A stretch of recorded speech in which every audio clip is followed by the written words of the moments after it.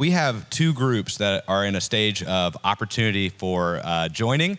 One because it is relaunching our group in Pasadena, but one because we're actually starting a new group in Spring Branch. And so I'm really excited about both of these small groups, what we call city groups, which are medium to large size gatherings that are built around fellowship together, time together, and also study of God's word, which this semester we're going to be working through the book of Ephesians, and our leaders can tell you more about all of that. But I know I can be pushy, I know this, but I also know that no one signs up for small groups lightly, that there's actually a lot that goes into thinking about it and even some anxieties as you plan. So, Shelly, my first question to you, thank you for joining me this morning. Just tell me a little bit more about what led you to want to spearhead a new group in Spring Branch. When I think back about just some of the most important memories of what formed me growing up, I think back about the church we had in our home, the city groups we had in our home growing up. And when my husband and I bought our first home in Houston last year, one of the things I really wanted to do was bring the church into our home. So I'm really excited to start one in a new area where we don't currently have a group. Yeah. It's an area that is a little bit farther west. I mean, many of you, I'm sure, know Spring Branch, but also it is a place we've kind of earmarked before as a place we'd love to have a small group. So I'm so excited and thankful for your willingness. In Pasadena, you all, Johnny and Paola, have hosted and led a group for many years, but you took a little bit of a sabbatical last year.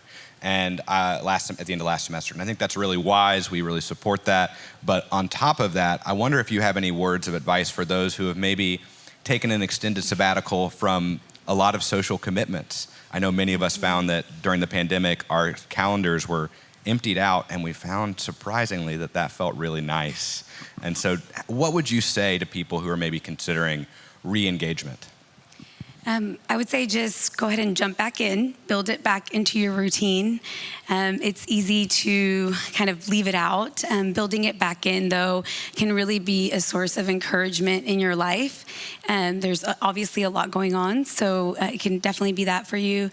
I also think that despite the busyness of life, city groups are a time to to slow down, to reflect, and to connect with others.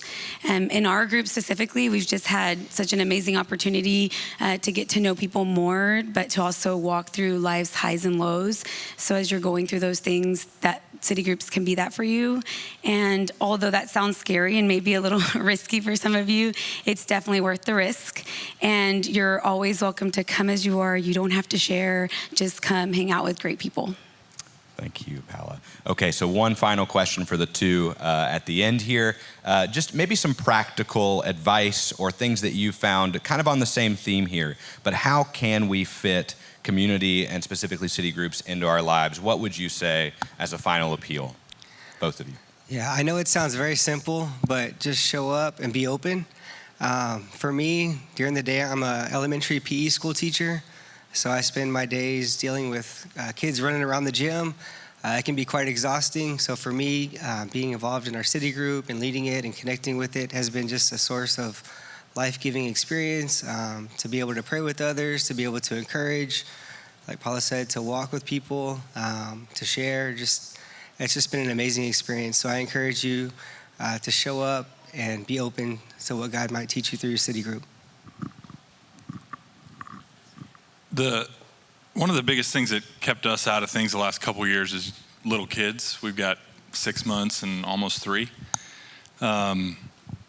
So we're prioritizing making this a very kid-friendly environment. And if you're kind of on the fence, but you can't really figure out what am I going to do with my kids, call Shelly and see if y'all can't figure it out, because we're really prioritizing that. And I think you may even have your mind open to, I could just do this or that.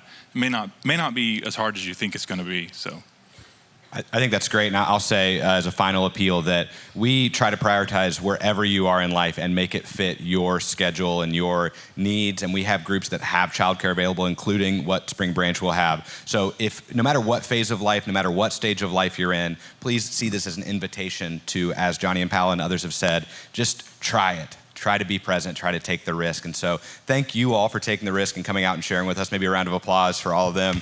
And